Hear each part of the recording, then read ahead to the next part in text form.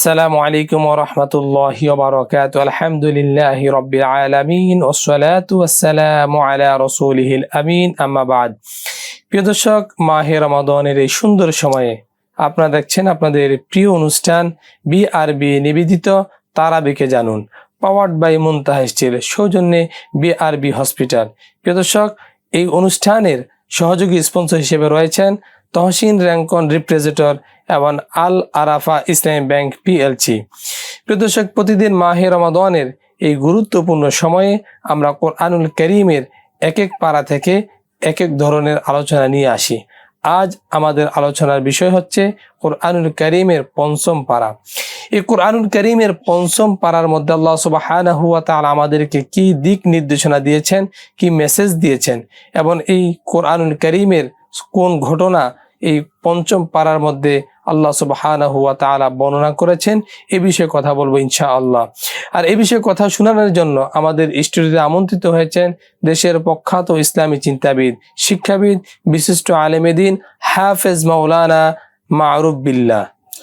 আসসালামু আলাইকুম ওয়া রাহমাতুল্লাহি ওয়া বারাকাতুহু। ওয়া আলাইকুম আসসালাম ওয়া রাহমাতুল্লাহি ওয়া বারাকাতুহু। মুহতারাম, কেমন আছেন আপনি? জি আলহামদুলিল্লাহ, আপনি ভালো আছেন? আলহামদুলিল্লাহ, ভালো আছি। প্রিয় দর্শক, মাহে রমাদানের কোরআন নাজিলের মাস। কোরআন পড়ি, কোরআন বুঝি এবং কোরআন দ্বারা জীবন গঠন করি।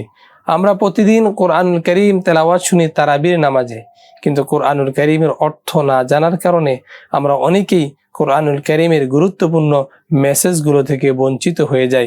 আজ আমরা মুহতারামের কাছ থেকে কোরআনুল কারীমের পঞ্চম পারা থেকে আমাদের দর্শকদের উদ্দেশ্যে আল্লাহ সুবহানাহু ওয়া তাআলা কি মেসেজ দিয়েছেন আপনার মাধ্যমে আমরা জানাইতে চাই। ধন্যবাদ সম্মানিত উপস্থাপক মাওলানা আহমদুল্লাহ। অত্যন্ত গুরুত্বপূর্ণ একটি কোরআন কারীমের সব পারাই গুরুত্বপূর্ণ, পঞ্চম পাড়ায় কিছু মেসেজ আমাদের জন্য গুরুত্বপূর্ণ আছে, যেগুলো আমরা নেব এবং আমল করব ইনশাআল্লাহ। কোরআন কারীম তেলাওয়াতে যেমন সওয়াব, ঠিক তেমনি ভাবে মানারও গুরুত্ব রয়েছে। আল্লাহ সুবহানাহু ওয়া তাআলা বলছেন, আল্লাযীনা আতাইনাহুমুল কিতাবা ইয়াতলুনাহু হাক্কা তিলাওয়াতি, যাদেরকে আমি কোরআন দিয়েছি তেলাওয়াত করে তারা হাক্কা তিলাওয়াতি, যেভাবে তেলাওয়াত করা উচিত, তেলাওয়াতের হক।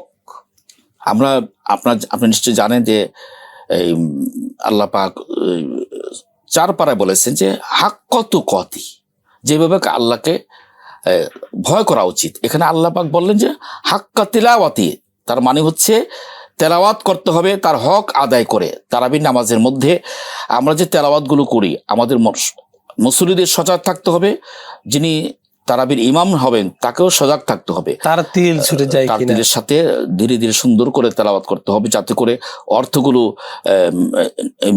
হৃদয়ঙ্গম করা যায় এবং বোঝা যায় আল্লাহ পাক যে নাজিল করেছেন, আমাদের মেসেজ নাজিল করেছেন। সূরা আন-নিসার সিংহভাগ নিয়ে এই পারাটি সমৃদ্ধ। প্রথম যে আয়াতটি, আল মুহসানাতু মিনান নিসা ইল্লা মা মালাকাত আইমানুকুম কিতাবাল্লাহি আলাইকুম ওয়া উহিল্লা লাকুম মা ওয়ারা'a যালিকুম, এই গোটা আয়াতের মধ্যে এই কাদেরকে বিবাহ, কাদের সঙ্গে বৈবাহিক বন্ধনে আবদ্ধ হতে হবে, এবং বিশেষ করে তৎকালীন দাসীদের সঙ্গে বৈবাহিক একটা নিয়ম প্রচলিত ছিল। ওইগুলো সব মিলে যখন কোনো নারীর সঙ্গে যখন বৈবাহিক বন্ধনে আবদ্ধ হওয়ার চূড়ান্ত সিদ্ধান্ত গ্রহণ করবে, তখন তাদেরকে বলা হয়েছে যে এই আয়াতের শেষাংশে এসে আল্লাহ পাক বললেন যে তার মোহরানা নির্ধারণ করে তাকে বৈবাহিক বন্ধনে আবদ্ধ হতে হবে। বিবাহের মধ্যে সবচেয়ে গুরুত্বপূর্ণ একটি বিষয় হচ্ছে মোহরানা। মোহরানাকে আমরা গুরুত্ব দিই না, আমরা বলতে হবে বলি, করতে হবে করি, কিন্তু এর বাইরে আমরা দিতে হবে এটা দিই না, বাকি রেখে দিয়ে আমরা 5 লক্ষ টাকা কাবিন করি, 1 লক্ষ টাকা দিই, বাকিরা বাকি।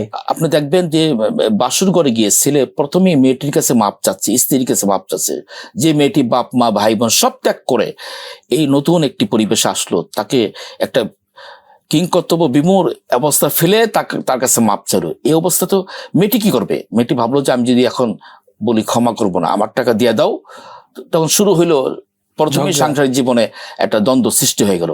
এই জন্য এখানে আল্লাহ সুবহানাহু ওয়া তাআলা বললেন যে তোমরা আগে মোহরানা বিষয়টা চূড়ান্ত করার পরে তোমরা বৈবাহিক বন্ধনে আবদ্ধ হবে। সুতরাং এই বিষয়টা আমাদের লক্ষ্য রাখতে হবে যে ওয়াবুদুল্লাহ, তোমরা আল্লাহ পাকের ইবাদত করবে, ওয়ালা তুশরিকু বিহি শাইআ, আর কখনো আল্লাহ পাকের সঙ্গে ইবাদত করবে না। অনেক সময় দেখা যায় আমরা আল্লাহর কাছেও চাই, বান্দার কাছেও না, চাই, চাইতে হবে কেবলমাত্র আল্লাহ সুবহানাহু ওয়া তাআলার কাছে। চাওয়া পাওয়া, যিনি আমাকে লালন পালন করছেন তার কাছে আমাদের চাওয়া পাওয়া থাকতে হবে। এরপর আল্লাহ পাক বলছেন অবিল ওয়ালিদাইনি ইহসানা অবিদিল কুরবা ওয়াল ইয়াতামা ওয়াল মাসাকিনি ওয়াল জারিদিল কুরবা ওয়াল জারিল জুনুবি ওয়াস সাহিবি বিল জামবি ওয়াবনিস সাবিল ওয়া মা মালাকাত আইমানুকুম। আল্লাহ পাক কতগুলো বিষয় উল্লেখ করলেন, হাত বর্ণনা করলেন, খাত বর্ণনা করলেন যে তোমার পিতা মাতার সাথে তুমি ভালো আচরণ করবে, তোমার পড়শির সাথে ভালো আচরণ করবে, তোমার নিকট আত্মীয়র সাথে ভালো আচরণ করবে, দূর আত্মীয়র সঙ্গে ভালো আচরণ করবে, ইয়েতিম মিসকিন অসহায় যারা আছে তাদের সঙ্গে ভালো আচরণ করতে হবে। তাহলে এই মেসেজটুকুন আমাদের জন্য কত গুরুত্বপূর্ণ। আমরা কথায় কথা খারাপ আচরণ করি। মাহে রমজান আমাদের কি ট্রেনিং দিচ্ছে? মাহে মুসলিম মুহাম্মদ সাল্লাল্লাহু আলাইহি ওয়াসাল্লাম বলছেন যে ইযা কানা ইয়াউমু সাওমি আহাদিকুম ফালা ইয়ারফুস ওয়ালা ইয়াসখাফ ফাইন সাবাহু আহাদুন আও কাতালহু ফালিয়াকুল ইন্নিমরুউন সাইমুন। যদি তোমাকে কেউ গালি দেয়, অশ্লীল আচরণ করে, তোমাকে আঘাত করে, তোমাকে মারে, তখন তুমি তার প্রত্যুত্তরে তাকে গালি দিবে না, প্রত্যুত্তরে তাকে আঘাত করবে না, শুধুমাত্র তাকে শুনিয়ে দিবে ইন্নিমরুউন সাইমুন, আমি একজন রোজাদার ব্যক্তি। তার মানে হচ্ছে এই রোজাদার ব্যক্তি গালি দিতে পারে না, রোজাদার ব্যক্তি আঘাত করতে পারে না, রোজাদার ব্যক্তি অন্য কাউকে কষ্ট দিতে পারে না। এই আয়াতে সেই মেসেজটি আমরা পাচ্ছি যে এতগুলো খাত আল্লাহ পাক কেন উল্লেখ করলেন? পিতা মাতা, আত্মীয় স্বজন, দূরের আত্মীয়, কাছের আত্মীয়, পড়শি এবং এতিম মিসকিন অসহায় এবং পথচারী, অবনি সাবিল, যারা পথচারী আছে তাদের সঙ্গেও খারাপ আচরণ করা যাবে না। জি মুহতারাম, আপনার চমৎকার আলোচনা শুনছিলাম। আমরা নিচ্ছি ছোট্ট একটি বিরতি। প্রিয় দর্শক, সময় হলো বিরতিতে যাওয়ার। আপনারা দেখছেন আপনাদের প্রিয় অনুষ্ঠান বিআরবি নিবেদিত তারাবিকে জানুন, পাওয়ার্ড বাই মুনতাহা স্টিল, সৌজন্যে বিআরবি হসপিটাল, সহযোগী স্পন্সর তহসিন র্যাঙ্কন রিপ্রেজেন্টেটর এবং আল আরাফা ইসলামী ব্যাংক পিএলসি। নিচে ছোট্ট একটি বিরতি, ফিরছি কিছুক্ষণ পর।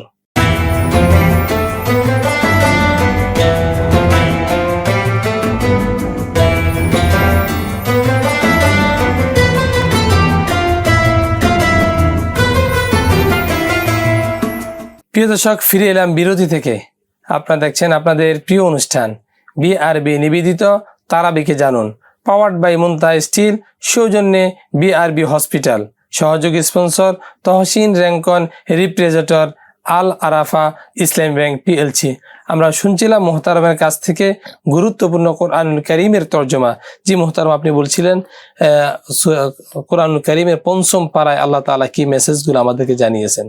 আমরা এরপরে যে অংশটুকু আমরা এক পর্যায়ে আল্লাহ সুবহানাহু ওয়া তাআলা বললেন ইয়া আইয়ুহাল্লাযীনা আমানু লা তাকরাবুস সালাতা ওয়া আনতুম সুকারা। যখন তোমরা সুকার বলা হয় মাতাল অবস্থায়, যখন তোমরা মাতাল থাকবে তখন তোমরা নামাজের ধারে কাছে যাবে না। তার মানে হচ্ছে এই নামাজ পড়ার জন্য যে কতগুলো শর্ত আছে তার মধ্যে একটা হচ্ছে সুস্থ জ্ঞানবান হওয়া। এজন্য আল্লাহ পাক বললেন যে ওয়া আনতুম সুকারা, যখন তোমরা মাতাল থাকবে, উন্মাদ থাকবে, লা তাকরাবুস সালাহ, তখন তোমরা নামাজের ধারে কাছে যাবে না। তার মানে তোমার নামাজ। এখানে আমাদের দুইটা দর্শকদের উদ্দেশ্যে প্রশ্ন। এক নম্বর হচ্ছে, যেহেতু আল্লাহ সুবহানাহু ওয়া তাআলা যখন জ্ঞান না থাকবে, মাতাল থাকবে, তখন নামাজের ধারে কাছে না যাওয়ার জন্য নির্দেশ দিয়েছেন। এখন এই অসুস্থ ব্যক্তি নামাজের বিধান কি রয়েছে এবং অসুস্থ রোজাদার ব্যক্তির রোজার সওমের বিধান কি রয়েছে? অত্যন্ত গুরুত্বপূর্ণ প্রশ্নটি করেছেন। মাহের কোনো ব্যক্তি, আমরা এই আয়াতে কারিমা থেকে দলিল পেলাম যে কোনো ব্যক্তি যদি উন্মাদ থাকে, নামাজ কি ও আনতুম সুকারা বলে আল্লাহ পাক বুঝাচ্ছেন উন্মাদ। সে উন্মাদ যে হয় সে ভালো মানুষ না, অসুস্থ মানুষ। অসুস্থ মানসিকভাবে সে বুঝে আসতে পারছে না যে এখন কি অবস্থা। সে সূরা কেরাত ভুল করবে, নানান ধরনের সমস্যা করবে। এই জন্য আল্লাহ সুবহানাহু ওয়া তাআলা বললেন এই সময় তোমার নামাজ নেই। আর যখন সুস্থ থাকবে, অসুস্থ থাকবে, জ্ঞান পুরোপুরি আছে কিন্তু অসুস্থ, তখন তাকে নামাজ পড়তে হবে। এই পাড়ায় আল্লাহ পাক এক পর্যায়ে বলেন যখন তোমরা নামাজ শেষ করবে তখন তোমরা আল্লাহ সুবহানাহু ওয়া তাআলা বিধান পালন করবে দাঁড়িয়ে, বসিয়ে, শুয়ে।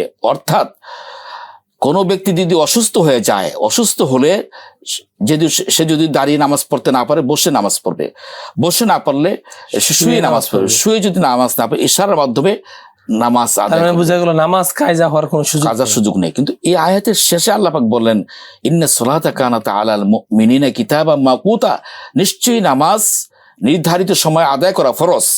এখন কেউ যদি ফজরের নামাজ জোহরে পড়ে, এটা হবে না। জোহরের নামাজ মাগরিবে গিয়ে পড়লে এটা হবে না। ফজরের নামাজ ফজরে পড়তে হবে, মাগরিবের নামাজ মাগরিবে পড়তে হবে, এশার নামাজ এশার সময় পড়তে হবে। এই জন্য আমাদের লক্ষ্য রাখতে হবে, নামাজ যদি অনিবার্য কারণে কাজা হয়ে যায় তখন সেটা বিশেষ কারণ, অন্য অন্য সময় সেটা আদায় করে নেবে। কিন্তু ইচ্ছে মতো যে আমি এখন নিয়মিত করে নেওয়া, নিয়ম করে নেওয়া তার জন্য জায়েজ হবে না। আল্লাহ রাব্বুল আলামিন এই যে আয়াতটা আমরা শুনছিলাম, কিছুক্ষণ পরেই এই আয়াতের মধ্যে আল্লাহ পাক বলছেন যে ওয়াইন কুনতুম জুনুবান ফাত্তাহহারু, যখন তোমরা নাপাক থাকবে তোমরা পবিত্র হয়ে নিবে। কয়েকটি শর্ত বলেন আল্লাহ পাক বললেন যে ওয়াইন কুনতুম মারদ, তুমি যদি অসুস্থ থাকো, অসুস্থ রোগী থাকো, আও আলা সাফারিন, অথবা তুমি যদি সফরে থাকো, মুসাফির অবস্থা থাকো, আও জা আহাদুম মিনকুম মিনাল গায়ত, তুমি যদি টয়লেট থেকে আসো, বাথরুম থেকে আসো, ফালাম তাজিদু মা আন, তুমি এই অবস্থায় পানি পাও নাই, তুমি যে ওযু করবে পানি পাও নাই, ফাতায়াম্মামু সাঈদান তাইয়্যিবা, তখন তোমরা এই পবিত্র মাটি দিয়ে তায়াম্মাম করবে। তাহলে আমরা এখানে একটা বিধান পেয়ে গেলাম, তায়াম্মাম বিধানটি পেয়ে গেলাম। এই 5 পারার মধ্যে অত্যন্ত গুরুত্বপূর্ণ এই বিধানটি আমরা পেয়ে গেলাম। এরপরে আল্লাহ রাব্বুল আলামিন বলছেন যে আফালা ইয়াতাদাব্বারুনাল কোরআন, কেন তারা কোরআন নিয়ে গবেষণা করে না? আফসোস করছেন যে আমি যে কোরআন দিলাম তাদেরকে, কেন দিলাম? শুধু তেলাওয়াত করে বাস রেখে দিবে, মাহে রমজানে 1 মাস রেখে দিবে, সারা 11 মাস খবর থাকবে না, এমনটি নয়। আল্লাহ পাক বললেন আফালা ইয়াতাদাব্বারুনাল কোরআন, কেন তারা কোরআন নিয়ে গবেষণা করছে না? সুতরাং আমাদেরকে নিয়মিত কোরআন নিয়ে গবেষণা করতে হবে। আজ আমাদের মুসলমান থেকে অধিক সংখ্যক বেশি যারা ইয়াহুদি অথবা অন্যান্য ধর্মাবলম্বী রয়েছে, তারা কিন্তু কোরআন নিয়ে গবেষণা করে বিভিন্ন জিনিস উদ্ঘাটন করতেছে, কিন্তু আমরা এদিক দিয়ে পিছিয়ে রয়েছি কোরআন গবেষণা করার কারণে। জি মোহতারাম, চমৎকার ভাবে আপনি বলছিলেন। আমরা বিরতি থেকে ফিরে এসে আপনার বাকি কথা শুনবো ইনশাআল্লাহ। প্রিয় দর্শক, সময় হলো বিরতিতে যাওয়ার। আপনারা দেখছেন আপনাদের সকলের প্রিয় অনুষ্ঠান বিআরবি নিবেদিত কোরআনুল কারীমের ব্যাখ্যামূলক অনুষ্ঠান তারাবিকে জানুন, পাওয়ার্ড বাই মুনতাহা স্টিল, সৌজন্যে বিআরবি হসপিটাল, এবং এটার স্পন্সর রয়েছেন সহযোগী হিসাবে তহসিন র্যাঙ্কন রিপ্রেজেন্টেটর এবং আল আরাফা ইসলামী ব্যাংক পিএলসি। নিচে ছোট্ট একটি বিরতি, ফিরছি কিছুক্ষণ পর, সঙ্গেই থাকুন।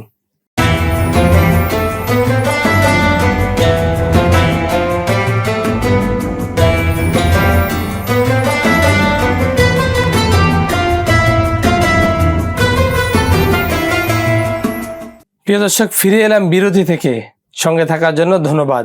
আপনারা দেখছেন আপনাদের প্রিয় অনুষ্ঠান বিআরবি নিবেদিত তারাবিকে জানুন, পাওয়ার্ড বাই মুনতাহা স্টিল, সৌজন্যে বিআরবি হসপিটাল, সহযোগী স্পন্সর তহসিন র্যাঙ্কন রিপ্রেজেন্টেটর এবং আল আরাফা ইসলামী ব্যাংক পিএলসি। জি মোহতারাম, আমরা শুনছিলাম যে আল্লাহ সুবহানাহু ওয়া তাআলা তায়াম্মুমের বিধান আমাদেরকে দিয়েছেন, সহজ করেছেন। যদি পানি না পাওয়া যায়, তারপরে থেকে যদি বলতেন। এরপরে সালামের বিধাও শুনলাম, সালামের কি বিধান সেটাও শুনলাম আমরা। জি, সালামের পদ্ধতি বিধানগুলো আয়াতের মাধ্যমে আমরা জানতে পারলাম। এরপরে আয়াত আল্লাহ পাক বলছেন আল্লাহু লা ইলাহা ইল্লাহু, আল্লাহ এমন আল্লাহ যার কোনো ইলাহ নেই, তিনি ছাড়া কোনো ইলাহ নেই। লা ইয়াজমাআন্নাকুম ইলা ইয়াউমিল কিয়ামতি লা রাইবা ফি, কি সুন্দর কথা আল্লাহ পাক বলেন যে তোমাদেরকে অবশ্যই কিয়ামতের ময়দানে একত্রিত করবে, লা রাইবা ফি, কোনো সন্দেহের অবকাশ নেই। ওমান আসদাকু মিনাল্লাহি হাদিসা, আল্লাহ রাব্বুল আলামিন চাইতে সত্য কথা আর কে বলতে পারে? তার মানে হচ্ছে আল্লাহ পাক যা বলছেন তা সঠিক এবং সঠিক। এরপরে আল্লাহ সুবহানাহু ওয়া তাআলা কিছু আগাবার পরেই বললেন ওয়ালা তাহসাবান্নাল্লাযিনা কুতিলু ফি সাবিলিল্লাহি আমওয়াতা বাল আহইয়াউন ইনদা রাব্বিহিম ইরযাকুন, তোমরা ধারণা করো না যারা আল্লাহ রাব্বুল আলামিনের পথে মৃত্যুবরণ করে, তার মানে হচ্ছে যারা শাহাদাত বরণ করে, বাল আহইয়াউন ইনদা রাব্বিহিম ইরযাকুন, বরং তারা আল্লাহ রাব্বুল আলামিনের পক্ষ থেকে জীবিকা প্রাপ্ত, তারা মারা যায়নি। ওয়ালা তাহসাবান্নাল্লাযিনা কুতিলু ফি সাবিলিল্লাহি আমওয়াতা, তারা মরে গেছে এটা ধারণা করবে না, বরং আল্লাহ সুবহানাহু ওয়া তাআলার পক্ষ থেকে তারা নিয়মিত জীবিকা প্রাপ্ত, রিজিক পাচ্ছে। এবং কিছু দূর আগাবার পরে আল্লাহ রাব্বুল আলামিন এক পর্যায়ে বললেন, ইন্নাল্লাহা লা ইয়াগফিরু আন ইউশরাকা বিহি ওয়া ইয়াগফিরু মা দুনা যালিকা লিমান ইয়াশা।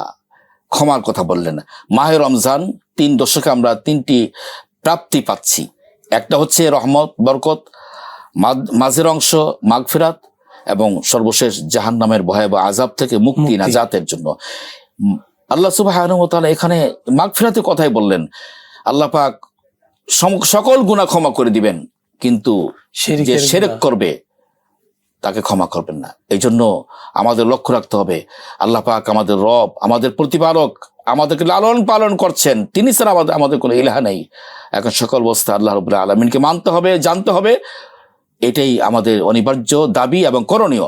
কোনোভাবেই অন্য কাউকে শরিক করা যাবে না। চাওয়া পাওয়া শুধুমাত্র আল্লাহ পাকের কাছে। কি কাজে শিরিক হতে পারে যদি আমাদের আমরা যখন চাকরি বাকরি বিভিন্ন সময় আমরা এই বিভিন্ন জনের কাছে ধর্ণা দেই, প্রথম ধর্ণা ইজা সালতা ফাসআলিল্লাহ, যখন চাইতে হবে আল্লাহ রাব্বুল আলামিনকে চাইতে হবে, তার কাছে বলতে হবে। হযরত আবু হুরায়রা রাদিয়াল্লাহু তাআলা আনহু থেকে বর্ণিত, রাসূল করিম সাল্লাল্লাহু আলাইহি ওয়াসাল্লাম বলেন, ইয়ানজিলু রাব্বুনা তাবারাকা ওয়া তাআলা কুল্লা লাইলাতিন ইলা সামাঈদ দুনিয়া হিনা ইয়াবকা সুলুসুল লাইলিল আখির। প্রতিদিন আল্লাহ রাব্বুল আলামিন দুনিয়ার আসমানে আসেন, দুনিয়ার শেষ রাতের শেষ ভাগে দুনিয়ার আসমানে আসেন, এসে ডাক দেন, মাইয়াদউনি, কে আছো আমাকে ডাকো, ফাস্তাজিব লাহু, আমি তোমার ডাকে সাড়া দিব।